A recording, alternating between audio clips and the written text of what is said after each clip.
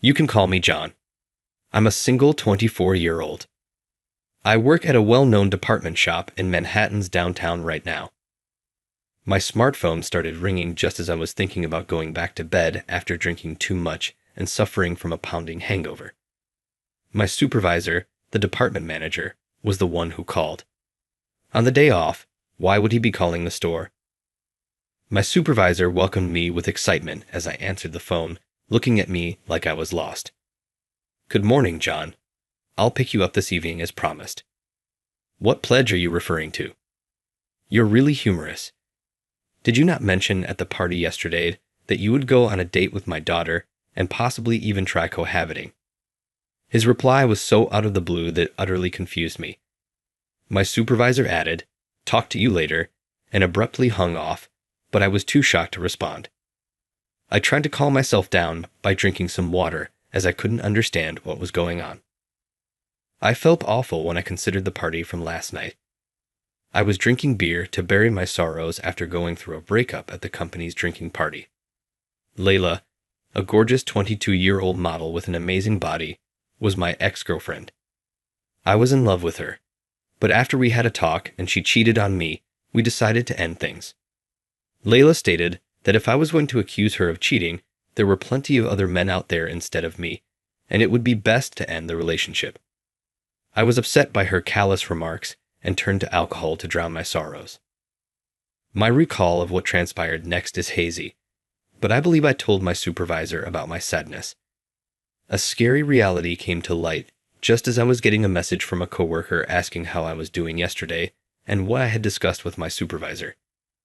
Upon observing my distraught mood, my supervisor proposed. How about going on a date with my daughter? This year is her 37th birthday, and she appears ready to tie the knot.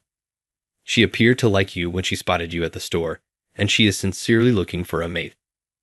I would really like to see my grandchildren, as I will shortly be retiring. I'm married to an elderly woman, and I promise it's wonderful. I seem to have answered nonchalantly, sure, why not, when I was intoxicated. My supervisor, who was encouraged by my answer, even made the suggestion that we try living together for a month in order to get to know one another better. Once you get to know her, I'm sure you'll like her. I hate my old self for lifting a glass and saying that in response to your words, boss.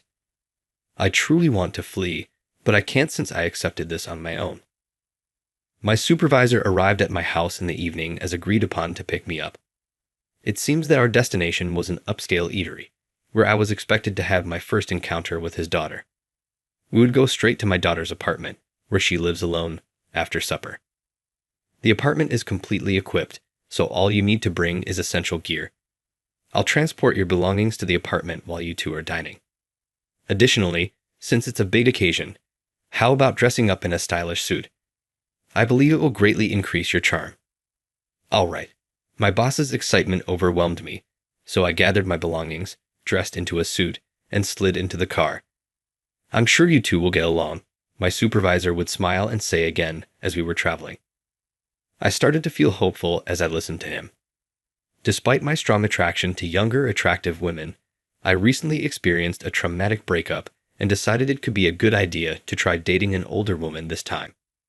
And perhaps my boss's daughter is attractive, given how strongly he is pushing this. I went to the restaurant with these fantasies in mind, but my aspirations were dashed right away. The woman who was waiting for me was not the normal kind. She was a really overweight person. Normally, I like thin ladies. My sister and mother feel the same way. This woman in front of me appeared to be really large. It's good to meet you. My name is Grace, she said kindly. It seemed that her outfit, with its beautiful flowery print, was mismatched. Perhaps it was because her outfit was bright colored, and her hair was a completely different color. I was dissatisfied because her age was evident on her face, and it was not nice. My employer smiled and said, "Take your time," after we had exchanged greetings. As I was wondering what to chat about with a woman over 10 years my senior, Grace began to speak gently. I apologize for drawing you into this difficult circumstance, but don't worry, I recognize my place as well. Her surprising remarks caught me off guard. Grace turned to face me with a lovely grin as I stood there, gaunt. My father is incredibly eager to marry me off as soon as possible. But as you can see, I'm ashamed to admit that I have never experienced love despite my good looks and social abilities. In fact, I've given up on the notion of getting married. Oh, I see. While Grace was speaking, I couldn't help but feel bad for her. It seems that the person in a hurry was not her, but rather her father, my employer. Thus, I must ask for a favor. For only 1 month, would you be willing to live with me? We would, of course, have our own bedrooms, and I would pay for all of our living expenses. In my residence, you are free to do as you wish. My father should cease bothering me if I can show him that I'm not suited for living with someone. Don't worry, if things don't work out, I'll make sure you don't face any discrimination at work. I was set on turning down every proposition at first, but after hearing her story, I had second thoughts. All right, Grace, you can tell that your father genuinely cares for you. Given the situation, I'll consent to this. When Grace heard me agree, her eyes lit up with happiness. Many thanks. I'm overjoyed. Well, but I have to admit, John, you really are amazing. Let's utilize the upcoming month to its fullest. Grace struck me as a nice and gentle person as I got to know her. Despite her social awkwardness, I think she really is a good person. She's obviously not my type, and although I feel bad for her, I don't think there's much prospect of a love relationship developing between us. Thus, we started a 1-month trial period of cohabitation. They're going for it, my boss exclaimed, beaming with excitement. But we had decided to break up within a month, using the mutually accepted reason that we just didn't click. However, living with Grace proved to be really comfortable in the end. I was first concerned about our age difference and lack of shared interests. But one day, I discovered something unexpected about her that completely altered our relationship. It's a lovely bouquet of flowers. Did you purchase them? I'd inquired about the little white bouquet that was sitting on the windowsill. Grace gave a head shake. No, that was my creation. You created that? Surprised, I asked. It turns out that Grace was a floral arrangement instructor, something I was unaware of. I was interested by her work because I work at a department store and have a strong interest in fashion and art. Where did you get the idea for this arrangement? I inquired. As Grace described her masterpiece, her eyes gleamed. The snowdrop is the name for this white flower. Isn't it stunning? I used a silvery environment as my inspiration and the snowdrop as the focal point to convey the winter's glittering magnificence. After hearing Grace describe her distinct perspective, I became enthralled with her. The time passed quickly as we enjoyed our conversation regarding the arrangements. We were going to eat separately at first, but I couldn't help but want to spend more time with her. We had a natural tendency to start eating meals together without even realizing it. Grace may have been a professional chef because she was highly adept at doing domestic duties. We had originally intended to divide up the domestic duties, but Grace always made sure the house was clean by the time I woke up because she was an early riser. I tried to help because I felt bad, but Grace replied that I was the one who forced this arrangement on her. Ultimately, Grace handled every task, save for cleaning my room and doing the laundry. My home was always tidy and orderly, and my meals were tasty and well-balanced. The level of comfort was exceptional. My manager at work would often check in with us. John, how's it living with my daughter? It's truly pleasurable. Grace is really good at doing housework. I sincerely appreciate it. I'm glad to hear that. She claims that someone like me can never experience love. Despite being our beloved daughter, she constantly minimizes herself. After hearing my boss's story, I had an idea. I chose to give Grace a gift of my own because I'd been meaning to thank her for her wonderful dinners. I chose to use my sewing talents to create a personalized pie for her after finding a suitable piece of cloth. My covered pastime is stitching, and my mother taught it. I work at a department store now, managing the fashion floor. Of course, I had to take her measurements so I could make the garment. Grace was excited to hear about my plan when I told her. Oh, I'm very grateful. John, I'll let you handle the measures then. Yes, please, thank you. I held Grace's arms out gently, nervousness taking hold of me. I was so excited to see her body up close for the first time that my heart was racing. Whoa, that girl is huge. Grace was definitely larger than typical. But I think that part of her advantage was that she could wear some styles better than others. In keeping with that belief, I gave her a handcrafted dress. This is mine to keep. Grace looked stunning in the shiny black dress with its patterns of huge white roses. I eventually started to think that her stylish attire was more attractive than her cutesy, frilly ones. Her bigger frame seemed to be perfect for striking patterns and distinctive looks. Grace, you really look amazing. Could I apply your makeup as well, if you'd like? Working at a department store, a job my sister, a hairstylist, had suggested. I picked up some basic makeup abilities. I put makeup on Grace's face, taking notes from a makeup book. She usually liked her makeup natural, so I went for a deep black eyeliner and a vivid red lipstick. Her raven black hair looked amazing with the strong makeup, just as I had predicted. No way, I'm not even familiar with myself. Grace, you do a great job incorporating this unusual look. I guess I like it, even if this is a first for me. I used to wear flowery, frilly clothes just because my mother enjoyed them. I see, Grace said, recalling how her mother had once encouraged her to dress in this manner. I've always detested my appearance. Though I always believed makeup to be useless, I must admit that it does have an impact. Since not everyone can carry off this look, it's very remarkable when someone can.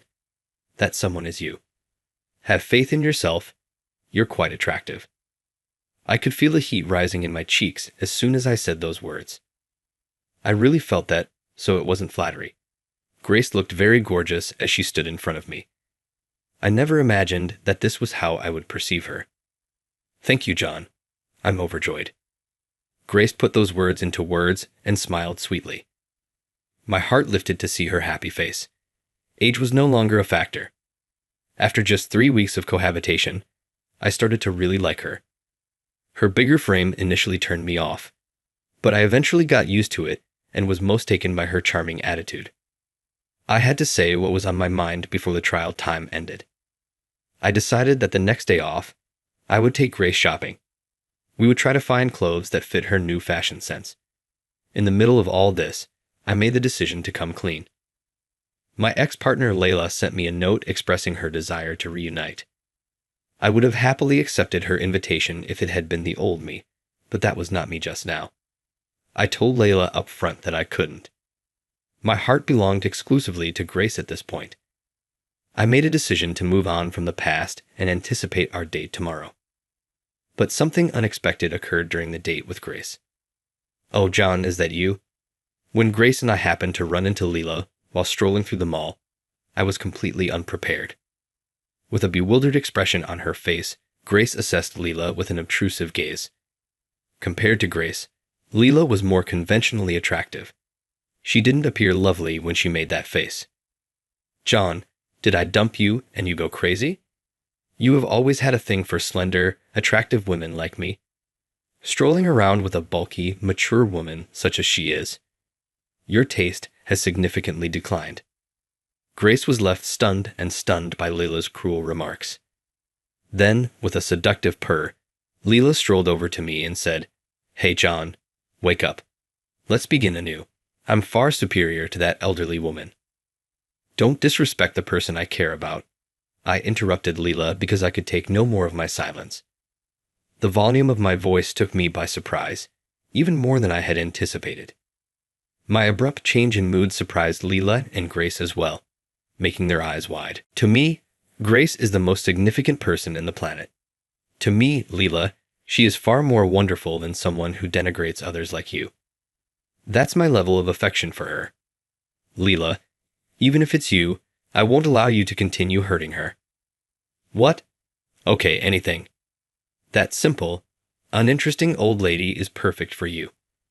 Leela spit out her farewell statement and bolted off. Taking Grace's hand, I walked to a quiet park, realizing that the town people were watching us. Grace was crying uncontrollably, perhaps because Leela had said something hurtful to her. I had to get her to calm down in a peaceful area. I first apologized to Grace as we sat down on a bench. "Grace, I apologize for the previous incident. My ex was acting inappropriately. You must not take it personally. Grace gave me a tearful look when I stated that. No, that isn't it. I'm content. I've always detested my appearance. I was ecstatic to hear it from you even though I had assumed no one would ever appreciate me. John, I've liked you since the first time I saw you.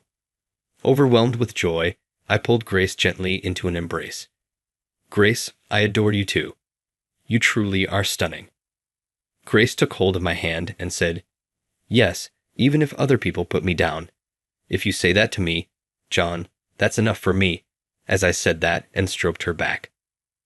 I was able to communicate my sentiments to her, even though it turned out to be very different from what I had first thought. We then formally began dating and informed my boss that we intended to someday tie the knot. The news made the boss quite happy. Congrats. The reunion of my gorgeous daughter and my admirable subordinate makes me very happy. Thus, following a year of courtship, we were able to legally register our union. We are getting ready for our wedding ceremony right now. We had to sew Grace a new wedding dress because she had dropped a lot of weight since we first met. The boss looked at a magazine featuring floral arrangements and sighed dreamily. Grace really has become so beautiful since meeting John, she said. Grace appeared on the cover of that magazine. With her achievements and stylish appearance, Grace, who had established herself as a successful flower arrangement instructor, became a well-known and captivating personality in the floral arrangement sector. Grace looked several times more gorgeous than she had been when we first met, especially in the black dress I had given her as a present, which was tailored to fit her slimmer form. Love is a powerful thing, isn't it? I was able to move past a heartbreak and rediscover the joy of love after I met Grace. If I'm with her, we can conquer everything that comes our way. I beamed at the boss, knowing in my heart that this was true.